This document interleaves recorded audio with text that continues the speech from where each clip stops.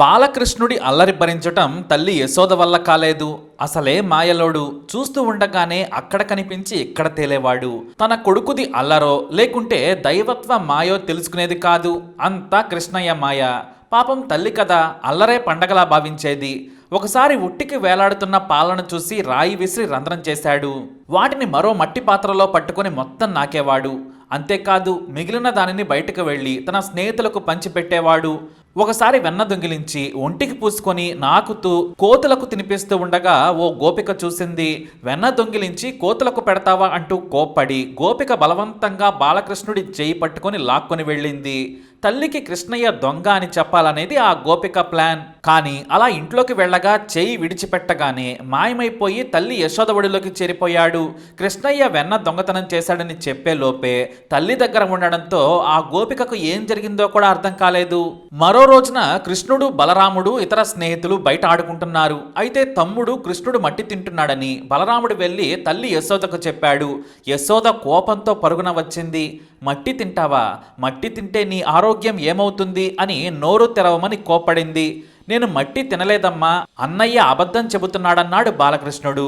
నువ్వు నోరు తెరువు, నువ్వు మట్టి తిన్నావో లేదో నేను చూస్తానంది. తల్లి గట్టిగా చెప్పడంతో నోరు తెరిచాడు చిన్న కృష్ణయ్య. ఆ నోటిని చూసి తల్లి యశోదకు మూర్ఛ వచ్చినంత పనయింది. బాలకృష్ణుడి నోటిలో విశ్వం మొత్తం కనిపించింది. గ్రహాలు, నక్షత్రాలు, పర్వతాలు, సముద్ర ప్రళయాలు చూసి ఆశ్చర్యపోయింది. తాను చూస్తుంది చిన్నారిగా ఉన్న దేవుడినా అనుకుంది.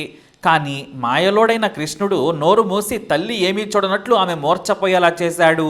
క్షణంలోనే తాను చిన్నారి నోట్లో ఏం చూసిందో కూడా యశోదకు గుర్తులేదు.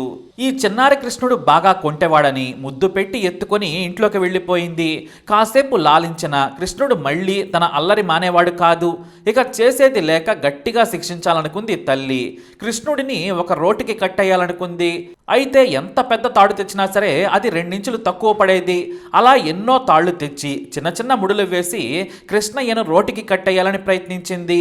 అయినా కృష్ణుడు మాయ చేసి తాడు సరిపోకుండా చేసేవాడు. ఎన్ని తాడులు వేసి ముడిపెట్టినా సరే ఇంకా తక్కువ పడేది. చివరకు తన తల్లి బాధ చూడలేక తన మాయ వదిలేసి తనను రోటికి కట్టివేసేలా చేసుకున్నాడు.